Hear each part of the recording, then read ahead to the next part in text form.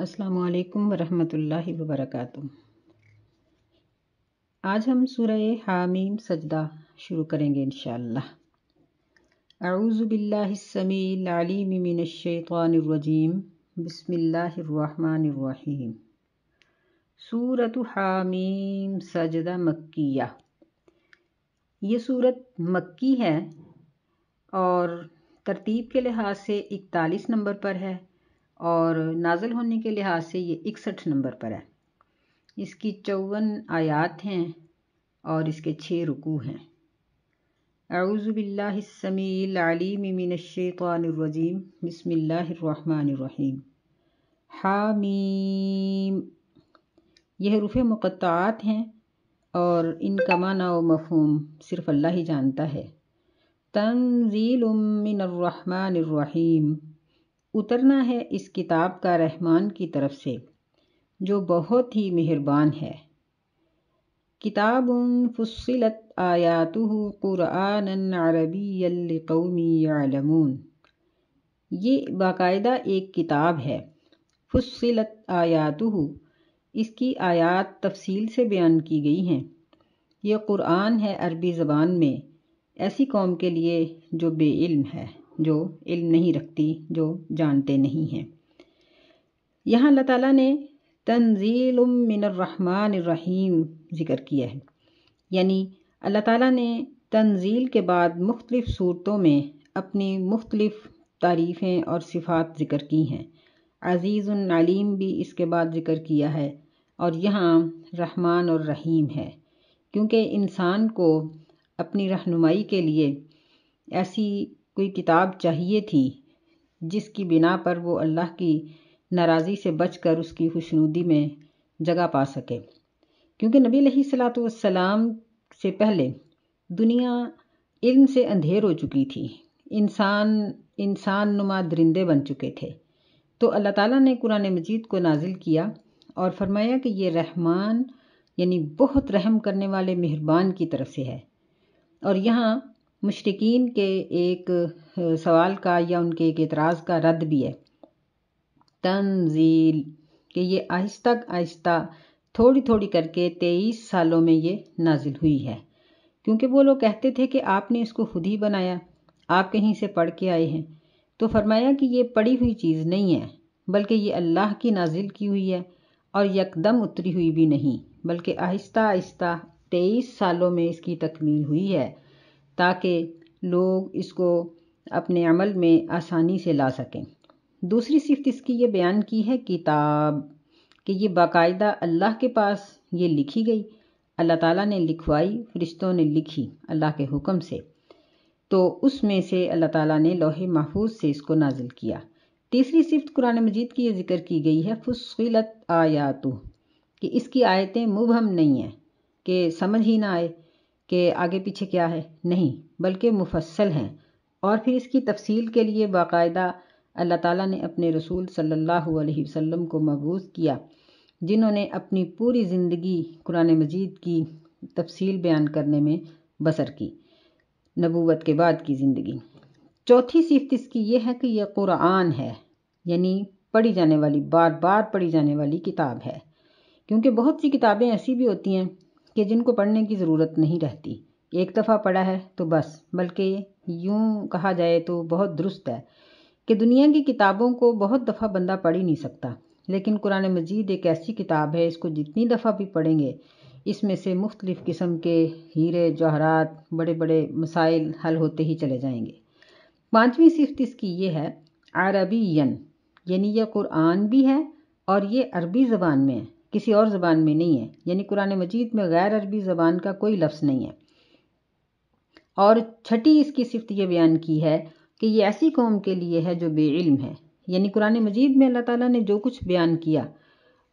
نبی علیہ السلام سے لے کر قیامت تک کے آنے والے لوگ قرآن کے نزول سے پہلے ان باتوں کو نہیں جانتے تھے، جو کچھ اللہ تعالیٰ نے اس میں بیان کیا، کیونکہ جتنے بھی علوم و فنون اس وقت دنیا میں ہیں ان سب کی ابتدا قرآن سے ہی ہوتی ہے۔ فرمایا بشیرا و نذیرا، یہ 7ویں اور 8ویں صفت ہے کہ یہ قرآن مجید خوشخبری دینے والا ہے اور یہ اللہ تعالیٰ کے نافرمان لوگوں کو ڈرانے والا ہے۔ فأعرض أكثرهم فهم لا يسمعون، پس انہوں نے اس سے منہ پھیر لیا، ان میں سے اکثریت نے اس سے منہ پھیر لیا، فہم لا یسمعون، پس وہ اس کو سنتے ہی نہیں۔ یعنی اللہ تعالیٰ نے کئی جگہوں پر یہ بات کہی کہ وہ اس کو سمجھتے نہیں، وہ بھی ان کے اپنے ایک اعتراض کا جواب ہی ہے، اور یہ بھی ان کے ایک اعتراض کا جواب بھی ہے کہ پہلی بات تو یہ ہے کہ اللہ تعالیٰ نے قرآن مجید کے بارے میں فرمایا وَمَا يَعْقِلُهَا إِلَّا الْعَالِمُونَ، اس کو اہل علم ہی صرف سمجھ سکتے ہیں۔ پھر یہ ہے کہ مشرکین مکہ خود کہتے تھے کہ ہمارے کانوں میں بوجھ ہے، ہم اس کو نہیں سن سکتے، ہمیں نہیں سمجھ آتی تم کیا کہہ رہے ہو۔ پھر قیامت کے دن بھی مجرمین جب اللہ تعالیٰ کے پاس جائیں گے اور ان کے لیے جہنم کا فیصلہ ہو جائے گا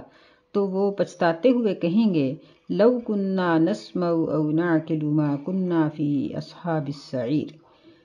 کہ ہم اگر سن لیتے اور سمجھ لیتے تو آج جہنم میں نہ ہوتے۔ اس لیے اللہ تعالیٰ نے یہاں یہ فرمایا کہ یہ لوگ اس کو سنتے ہی نہیں، اگر سنیں تو اس پر ضرور عمل کریں۔ یعنی یہ ایک ایسی بہترین کتاب ہے کہ بندہ جب اس کو سمجھ لیتا ہے پھر اس پر عمل کیے بغیر نہیں رہتا، لیکن یہ لوگ سنتے ہی نہیں، سمجھنے کی کوشش ہی نہیں کرتے۔ وَقَالُوا قُلُوبُنَا فِي أَكِنَّةٍ مِّمَّا تَدْعُونَا إِلَيْهِ، یہاں اللہ تعالیٰ نے لا یسمعون کا جواب دیا، اور انہوں نے کہا، یعنی مشرکین اور نافرمان لوگوں نے کہا کہ ہمارے دل فی اکنۃ پردے میں ہیں، مما تدعونا الیہ جس کی طرف تو ہمیں بلاتا ہے، وفی آذاننا وقر اور ہمارے کانوں میں وقر ومن بیننا وبینک حجاب، ہمارے کانوں میں بوجھ ہے اور ہمارے اور تیرے درمیان، یعنی نبی صلی اللہ علیہ وسلم کو کہا کہ ہمارے اور تمہارے درمیان پردہ ہے، فعمل اننا عاملون، بس عمل کرو، بے شک ہم اپنے طریقے پر عمل کرنے والے ہیں۔ اس آیت مبارکہ میں اللہ تعالیٰ نے اکنت کا لفظ یہاں ذکر کیا ہے، یہ یعنی بوجھ کو کہتے ہیں، کینان ان کی یہ جمع ہے جس کا معنی ہوتا ہے پردہ، اسی طرح جیسے غطاء ان کی جمع اوتیتن ہوتی ہے اسی طرح، اور وقر یہ بھی اس کا بھی اصل معنی اس کا بوجھ ہے، یعنی بہرا پن، یعنی وہ کہتے تھے کہ ہمیں نہیں سنتا،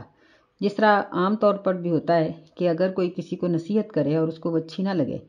تو وہ آگے سے جو اکڑ والے لوگ ہوتے ہیں وہ کہتے ہیں کہ مجھے نہیں پتا کیا کہہ رہے ہو،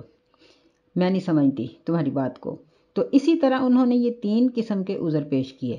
کہنے لگے کہ ہمارے اور ہمارے دلوں پر پردہ ہے، ہمارے کانوں میں بوجھ ہے، اور ہمارے اور تمہارے درمیان پردہ ہے، ایک قسم کی رکاوٹ ہے، فعمل پس تم عمل کرو، بے شک ہم اپنے طریقے پر عمل کرنے والے ہیں۔ اللہ تعالیٰ نے فرمایا کہ ان کو کہو قل انما انا بشر مثلکم یوحی الی، بے شک کہہ دیجئے بے شک میں تمہاری ہی طرح کا بندہ ہوں، میری طرف وحی کی جاتی ہے، انما الہکم الہ واحد، کہ بے شک تمہارا معبود ایک ہی ہے، فاستقیموا الیہ واستغفروہ، پس اس کی طرف استقامت اختیار کرو، یعنی پوری مضبوطی کے ساتھ اس کی طرف کھڑے ہو جاؤ، واستغفروہ اور اسی سے بخشش مانگو، وویل للمشرکین اور ہلاکت ہے مشرکین کے لیے۔ یعنی نبی صلی اللہ علیہ وسلم کو اللہ تعالیٰ نے فرمایا کہ آپ ان سے یہ بات کہیں کہ میں بھی تمہاری ہی طرح کا انسان ہوں، لیکن اللہ تعالیٰ نے میرے اوپر یہ رحمت کی ہے کہ اللہ نے میرے اوپر وحی اتاری ہے اور مجھے وہ رستہ دکھایا ہے جو بالکل سیدھا اور درست ہے، اور مجھے اس نے حکم دیا ہے کہ میں تمام معبودان باطلہ سے منہ پھیر کر صرف ایک اللہ ہی کی عبادت کروں اور اسی پر میں استقامت کو اختیار کروں، یعنی مضبوط ہو کے اس کی عبادت کروں۔ اور دوسرا یہ فرمایا کہ ناشکری سے بچنے کے لیے میں اس سے اپنے گناہوں کی بخشش مانگوں۔ تو یعنی مفسرین نے اس آیت کی تفسیر یہ کی ہے کہ فرمایا کہ میں تو تمہارے ہی جیسا ایک انسان ہوں، تمہارے جیسے ہی میرے کان ہیں، آنکھیں ہیں اور میرا دل ہے، لیکن اللہ تعالیٰ نے میرے دل میں اور میرے کانوں میں یہ آواز ڈالی ہے، میری آنکھوں نے سیدھے رستے کو دیکھا ہے، تو میں اس پر پوری استقامت کے ساتھ چل رہا ہوں، تو تم بھی چل کر اپنے آپ کو بچا لو۔ آگے فرمایا کہ الذین وویل للمشرکین، کہ مشرک جو ہیں جو اللہ کے ساتھ دوسروں کو شریک ٹھہراتے ہیں، ان کے لیے لازمی بات ہے کہ ہلاکت ہی ہلاکت ہے۔ اور وہ کون ہیں؟ الذین لا یؤتون الزکاۃ وہم بالآخرۃ ہم کافرون، وہ لوگ جو زکوٰۃ نہیں دیتے اور وہ آخرت کا انکار کرنے والے ہیں۔ یہ صورت مکی ہے اور زکوٰۃ کی فرضیت مدینہ میں ہوئی تھی۔ تو یہاں یہ سوال پیدا ہوتا ہے کہ وہ پھر مشرکین مکہ جو تھے ان کے بارے میں زکوٰۃ کا حکم کیوں ہے کہ وہ زکوٰۃ نہیں دیتے؟ تو اس کا جواب یہ ہے کہ مسلمانوں کو جب اللہ تعالیٰ نے دین کی نعمت دی تھی، نبی صلی اللہ علیہ وسلم پر وحی کا سلسلہ شروع کیا تھا، تو اس وقت سے ہی صدقہ و زکوٰۃ کا حکم بھی مل گیا تھا، لیکن اس کا باقاعدہ نصاب مقرر نہیں تھا۔ بس یہ تھا کہ عام صدقے کی طرح اپنی خوشی سے جو شخص دے دیتا تھا، کیونکہ مشرکین کے جو اعتراضات تھے اور جو انہوں نے حبشہ کے بادشاہ کے سامنے جا کر بات کی تھی، اس میں انہوں نے یہ ذکر کیا تھا کہ وہ ہمیں زکوٰۃ دینے کا حکم بھی دیتا ہے۔ تو اللہ تعالیٰ نے فرمایا کہ مشرکین کی دو بڑی بڑی علامتیں یہ ہیں۔ ایک تو یہ ہے کہ وہ زکوٰۃ نہیں دیتے، دوسرا یہ ہے کہ وہ آخرت پر ایمان نہیں لاتے بلکہ آخرت کا انکار کرنے والے ہیں۔ آگے فرمایا ان الذین آمنوا وعملوا الصالحات لہم اجر غیر ممنون، کہ بے شک وہ لوگ جو ایمان لائے اور جنہوں نے نیک عمل کیے، ان کے لیے ایسا اجر ہے جو کبھی بھی ختم نہیں ہونے والا۔ یعنی اس کی اللہ تعالیٰ نے مختلف جگہوں پر بہت سی تفصیل ذکر کی ہے کہ یہ اجر جنت ہے اور جنت کی بے شمار نعمتیں ہیں جو مسلمانوں کو ملیں گی۔ قُلْ أَإِنَّكُمْ لَتَكْفُرُونَ بِالَّذِي خَلَقَ الْأَرْضَ فِي يَوْمَيْنِ، یہاں اللہ تعالیٰ نے پھر نبی صلی اللہ علیہ وسلم سے فرمایا کہ آپ ان کو مخاطب کریں اور ان سے پوچھیں أَإِنَّكُمْ لَتَكْفُرُونَ، کیا بے شک تم ضرور کفر کرتے ہو اس ذات کا، انکار کرتے ہو اس ذات کا، خلق الارض فی یومین، جس نے زمین کو 2 دن میں پیدا کیا، وتجعلون لہ اندادا، اور تم اس کے لیے شریک ٹھہراتے ہو، یہ ندن کی جمع ہے انداد، تم اس کے لیے شریک ٹھہراتے ہو، ذالک رب العالمین، یہ تو رب العالمین ہے، یعنی وہ تو تمام جہانوں کو پالنے والا ہے۔ تو یہاں مشرکین جو آخرت کا انکار کرتے تھے اس کا جواب دیا گیا ہے کہ اللہ تعالیٰ جس نے اتنی بڑی زمین کو 2 دن میں پیدا کر دیا، تو وہ تم سب کو اکٹھا کر کے حساب لینے پر قادر ہے، تم اس کے حساب کے دن سے بھاگ نہیں سکو گے، اور ایسا نہیں ہو سکے گا کہ تم یا تم میں سے کوئی ایک شخص بھی اللہ تعالیٰ کے حساب و کتاب کے دن چھپ جائے اور وہ حساب سے بچ جائے، ایسا نہیں ہو سکے گا۔ اللہ کی ذات اتنی قدرت والی ہے کہ اس نے اتنی بڑی زمین کو 2 دن میں پیدا کر دیا۔ وَجَعَلَ فِيهَا رَوَاسِيَ مِن فَوْقِهَا، اور اس پر پہاڑ بنا دیے، گاڑ دیے اس کے اوپر سے۔ فوقیہا کا مطلب کہ پہاڑوں کا کچھ حصہ اوپر نظر آتا ہے جبکہ بہت سا حصہ اس کا زمین کے اندر ہے۔ وَبَارَكَ فِيهَا، اور اللہ تعالیٰ نے اس میں برکتیں رکھ دیں، یعنی یہ برکت پہاڑوں کے اندر بھی ہے اور زمین میں بھی۔ وَقَدَّرَ فِيهَا أَقْوَاتَهَا فِي 4 أَيَّامٍ، اور اللہ تعالیٰ نے اندازہ کیا اس میں اس کی روزی کا 4 دنوں میں۔ سواء للسائلین، یہ برابر ہے سوال کرنے والوں کے لیے، کہ ایک تو اللہ تعالیٰ نے یہاں یہ چیز ذکر کی ہے کہ پہاڑوں کا بہت سا حصہ زمین کے اندر ہے، چھپا ہوا ہے، اور کچھ حصہ اوپر ہے جو ہمیں نظر آ رہا ہے۔ اور دوسری چیز یہاں اللہ تعالیٰ نے یہ ذکر کی ہے کہ اللہ تعالیٰ نے اس میں برکت کی ہے، وَبَارَكَ فِيهَا، اس میں برکت رکھتی ہے، یعنی بے شمار چیزوں کے خزانے، جس طرح کوئلہ ہے، نمک ہے، سونا، چاندی، تمام قسم کی دھاتیں، یہ بہت سی چیزیں ایسی ہیں جو پہاڑوں کے اندر اللہ تعالیٰ نے چھپا رکھی ہیں۔ پھر یہ ہے کہ پہاڑ یہ برف کو ذخیرہ کرنے کا بھی ذریعہ ہے، اونچائی کی وجہ سے ان پر برف برستی ہے جو گرمیوں میں پگھل کر انسانوں کے لیے دریاؤں اور نہروں کو رواں کر دیتی ہے، اور اس سے ہماری زمینیں سیراب ہوتی ہیں۔ اور پھر اللہ تعالیٰ نے اس میں ہمارے لیے خوراک بھی رکھ دی ہے۔ پھر دیکھیں کہ درخت اور پودے، یہ سب چیزیں اللہ تعالیٰ نے زمین کے اندر سے اگائے ہیں، اور یہ سب اس کی برکت ہے کہ صرف انسان ہی نہیں بلکہ چرندے پرندے اور ہر قسم کے جانور جو ہیں ان کی خوراک بھی اللہ تعالیٰ نے رکھی ہے۔ پھر یہ جو زمین کے علاوہ 70% حصہ پانی ہے جس کو ہم سمندر کہتے ہیں، یہ بھی اللہ تعالیٰ کی بہت بڑی نعمت ہے۔ سب سے بڑی تو یہ ہے کہ اس میں سے اتنا گوشت اور پھر ہیرے جواہرات اور بہت سی قیمتی اشیاء میں سے ملتی ہیں۔ پھر اس میں یعنی کشتیاں اور جہاز بھی چلتے ہیں۔ پھر یہ ہے کہ اس میں سے مچھلیاں جو ہیں یہ انسان کی غذا ہیں، اور بہت بڑی ایک نعمت اس میں یہ ہے کہ اللہ تعالیٰ نے اس میں اتنا نمک رکھا ہوا ہے کہ اس کو خشک کر کے ہم استعمال بھی کرتے ہیں، اور اس نمک کی وجہ سے، پانی کی کڑواہٹ کی وجہ سے یہ بدبودار بھی نہیں ہوتا۔ تو فرمایا کہ سواء للسائلین، کہ یہ سب کچھ جو اللہ تعالیٰ نے 4 دنوں میں پیدا کیا ہے یہ برابر ہے سوال کرنے والوں کے لیے، یعنی کافر، منافق، مشرک، اللہ کے نافرمان، فرما بردار، اللہ ہر ایک کو رزق دیتا ہے، کیونکہ اللہ تعالیٰ نے انسانوں کی اور جانوروں کی روزی کا ذمہ لیا ہے۔ وَمَا مِن دَابَّةٍ فِي الْأَرْضِ إِلَّا عَلَى اللَّهِ رِزْقُهَا، اللہ تعالیٰ نے رزق کا ذمہ لیا، اس لیے وہ ہر کافر، منافق، فرما بردار، نافرمان سب کو دیتا ہے۔ سواء للسائلین، برابر ہے،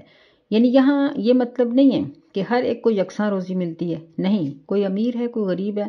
کوئی صحت مند ہے، کوئی بیمار ہے۔ مطلب یہ ہے کہ اللہ تعالیٰ سب سوال کرنے والوں کے سوال سنتا ہے اور ہر ایک کو اپنی حکمت کاملہ کے مطابق عطا کر دیتا ہے۔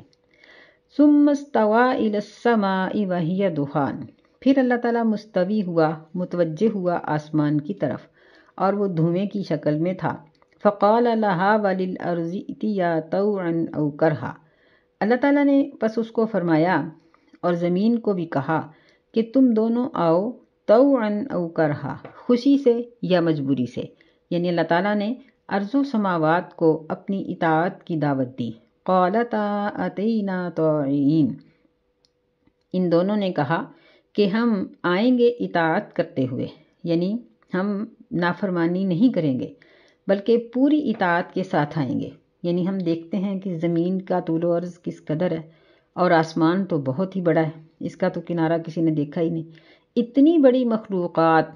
اللہ تعالیٰ کے سامنے خوشی کے ساتھ متی ہے کہ اللہ نے جن مقاصد کے لیے ان کو پیدا کیا اور جو کرنے کا حکم دیا ہے، یہ مخلوقات سب کچھ کرتی چلی آ رہی ہیں اور ایسے ہی یہ کرتی رہیں گی۔ اگر عمل کا اختیار ہے تو صرف جن اور انسان، یہ 2 قسم کی مخلوقات کو ہے۔ بعض نے کرہن کا معنی یہ کیا ہے کہ یعنی جن چیزوں کو اللہ تعالیٰ نے جس مقصد کے لیے پیدا کیا ہے، مثلا سورج کو حرارت کے لیے پیدا کیا ہے، تو وہ چاہے نہ چاہے اس نے حرارت دینی ہی دینی ہے، اور جن کو اختیار ہے ان کو کہا کہ تم خوشی کے ساتھ میری اطاعت کے لیے آؤ۔ فَقَضَاهُنَّ 7 سَمَاوَاتٍ فِي يَوْمَيْنِ، بس اللہ تعالیٰ نے فیصلہ کر دیا یا ٹھیک سے بنا دیا 7 آسمانوں کو 2 دن میں۔ وَأَوْحَى فِي كُلِّ سَمَاءٍ أَمْرَهَا، اور ہر آسمان کی طرف اس کے حکم کی وحی کر دی۔ وَزَيَّنَّا السَّمَاءَ الدُّنْيَا بِمَصَابِيحَ، اور ہم نے خوبصورت بنا دیا آسمان دنیا کو چراغوں کے ساتھ۔ وَحِفْظًا، اور حفاظت کرنے کے لیے۔ ذَلِكَ تَقْدِيرُ الْعَزِيزِ الْعَلِيمِ، یہ اندازہ ہے غالب علم رکھنے والے کا۔ اس آیت مبارکہ میں اللہ تعالیٰ نے یہ ذکر کیا ہے کہ 7 آسمانوں کو 2 دن میں بنایا، تو اس طرح سے یہ کل 8 دن بن جاتے ہیں۔ کہ پہلے فرمایا کہ زمین کو اللہ تعالیٰ نے 2 دن میں پیدا کیا، خلق الارض فی یومین۔ اس کے بعد ذکر کیا کہ وقدر فیہا اقواتہا فی 4 ایام، کہ 4 دن میں اس کی روزی اور اس کی ساری چیزوں کا اللہ تعالیٰ نے یہاں انتظام فرمایا، اور پھر آگے فرمایا کہ 2 دن میں آسمانوں کو مکمل کیا۔ جبکہ قرآن مجید میں اللہ تعالیٰ نے بہت سی جگہوں پر یہ فرمایا کہ فی 6 ایام، 6 دن میں ارض و سماوات کی تخلیق، وما بینہما، یعنی سب کچھ اللہ تعالیٰ نے بنایا۔ تو اس میں تضاد نہیں ہے، بات یہ ہے کہ زمین کو 2 دن میں بنایا اور اس کی جو باقی پہاڑ اور اس کی روزی اور رزق 2 دن میں بنایا، دونوں کو ملا کر یہ 4 دن ہوئے، اور پھر 2 دن میں آسمانوں کو اللہ تعالیٰ نے تخلیق کیا، تو اس طرح سے یہ کل 6 دن ہو گئے۔ یہ تقریباً بڑے بڑے مفسرین سب کا یہی خیال ہے اور یہی فیصلہ ہے کہ اسی طرح ہی 6 دن بنتے ہیں، کہ زمین کے 2 دن علیحدہ نہیں ہیں۔ دوسرا یہ ہے کہ یہ دن کون سے تھے، کیا دنیا کی طرح کے دن تھے؟ تو یہ نہیں، کیونکہ سورج تو ابھی اس وقت نہیں تھا، تو دنیا کے دن تو سورج کی وجہ سے ہی معلوم ہوتے ہیں۔ تو یہ اللہ ہی جانتا ہے کہ یہ جو 6 دن ہیں جس میں اللہ تعالیٰ نے ارض و سماوات و ما فیہا کو پیدا کیا ہے، تو یہ کون سے دن تھے۔ اب یہاں ایک اور سوال پیدا ہوتا ہے کہ اللہ تعالیٰ فرماتے ہیں کہ میں کن کہوں تو وہ کام ہو جاتا ہے، تو پھر آخر یہ 6 دن میں کیوں سب کچھ بنا؟ تو اس کا جواب یہ ہے کہ جس طرح ماں باپ کی عادات طبی طور پر اولاد میں آ جاتی ہیں، چاہے انہوں نے بچوں نے اپنے ماں باپ کو اپنی ہوش میں دیکھا ہو یا نہ دیکھا ہو، لیکن بچوں میں ماں باپ کی عادات فطرتی طور پر ہوتی ہیں، ایسے ہی خالق کی عادات مخلوق میں ہوتی ہیں۔ ہم دیکھتے ہیں کہ دنیا میں بھی اگر ایک چیز کو بنانے والا شوخ طبیعت کا ہے تو اس کی جو مصنوعات ہیں ان میں شوخی ہوگی، اگر وہ سادہ طبیعت کا ہے تو اس کی مصنوعات میں سادگی ہوگی۔ تو اس لیے اللہ تعالیٰ جو خالق کل ہے، اس نے ارض و سماوات کو بتدریج آہستہ آہستہ پیدا کیا تاکہ اس کی مخلوق میں جلد بازی نہ آئے، بلکہ مخلوق بھی درجہ بدرجہ کام کرنے کی عادی ہو۔ یہ اللہ تعالیٰ کی حکمت تھی۔ آگے فرمایا وَأَوْحَىٰ فِي كُلِّ سَمَاءٍ أَمْرَهَا کہ ہم نے ہر آسمان کی طرف اس کی ذمہ داریاں تھیں، اس کی ہم نے وحی کر دی، اور ہم نے آسمان دنیا کو روشن تاروں کے ساتھ خوبصورت بنا دیا، وحفظاً اور حفاظت کے لیے بھی۔ یہ پیچھے سورہ حجر میں بھی اس کا ذکر ہو چکا ہے کہ یہ شیاطین کو یہ جب ٹوٹ کے یہ تارے لگتے ہیں تو اللہ تعالیٰ نے ان کو حفاظت کا سبب بھی بنایا۔ ذالک تقدیر العزیز العلیم، یعنی یہ اندازہ ہے غالب علم والے کا، یعنی اللہ تعالیٰ کا یہ اندازہ ہے جو غالب ہے اور پورا علم رکھتا ہے، یعنی بغیر علم کے اللہ تعالیٰ نے یہ سب کچھ نہیں بنایا کہ بعد میں جوڑ توڑ کیا جائے اور رد و بدل کیا جائے، نہیں، ایک ہی مرتبہ اللہ نے یہ سب کچھ تخلیق کیا اور وہ اتنا احسن ہے کہ اس میں کسی قسم کی آج تک اور قیامت تک تبدیلی کی ضرورت ہی نہیں رہے گی۔ فَإِنْ أَعْرَضُوا پس اگر وہ منہ پھیر لیں، یعنی اگر اب بھی وہ اللہ کو اپنا معبود نہ مانیں، فَقُلْ أَنذَرْتُكُمْ صَاعِقَةً مِثْلَ صَاعِقَةِ عَادٍ وَثَمُودَ بس کہہ دیجئے کہ میں تمہیں ڈراتا ہوں ایک ایسی چیخ سے، ایک ایسی کڑک سے جو عادیوں اور سمودیوں جیسی کڑک ہوگی۔ یعنی اگر اب بھی نہیں مانتے تو پھر ان کو کہو کہ عادیوں اور سمودیوں کا انجام دیکھو کہ کیا ہوا۔ اذ جاءتہم الرسل من بین ایدیہم ومن خلفہم جب ان کے پاس ان کے رسول ان کے آگے سے اور ان کے پیچھے سے آئے، اللہ تعبدوا الا اللہ یہ کہ اللہ کے سوا کسی کی عبادت نہ کرو، یعنی سب نے توحید کا ہی ان کو سبق دیا۔ قالوا لو شاء ربنا لانزل ملائکہ مشرکین نے کہا اگر ہمارا رب چاہتا تو کسی فرشتے کو اتار دیتا۔ فَإِنَّا بِمَا أُرْسِلْتُمْ بِهِ كَافِرُونَ پس بے شک ہم اس توحید کے ساتھ جس کے ساتھ تم بھیجے گئے ہو انکار کرنے والے ہیں۔ فَأَمَّا عَادٌ فَاسْتَكْبَرُوا فِي الْأَرْضِ بِغَيْرِ الْحَقِّ پس لیکن قوم عاد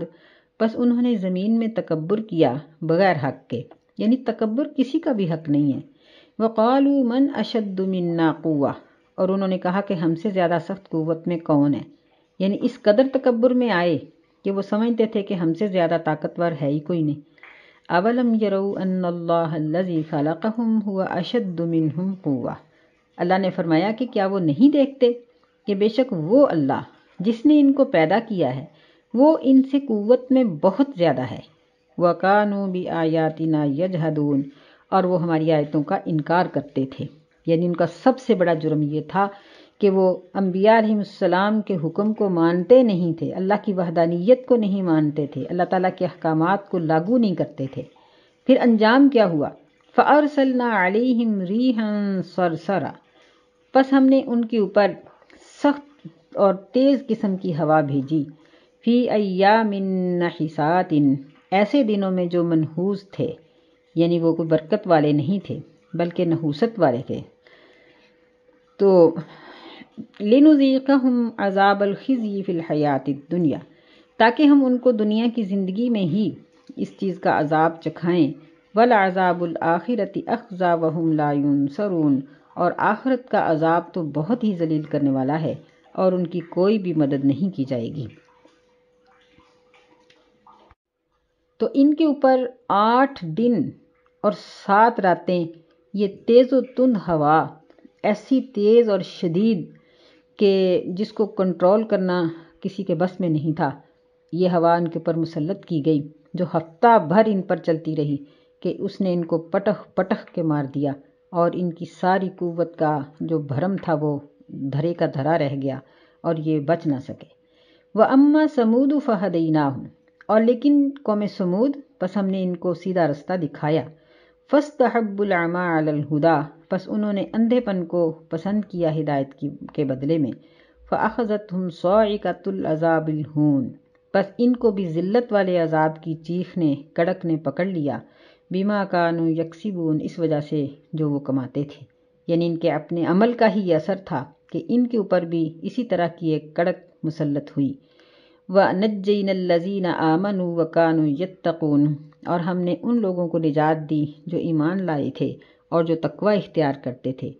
یعنی ان دونوں قوموں میں سے صرف مومن اور متقی لوگ ہی بچ سکے۔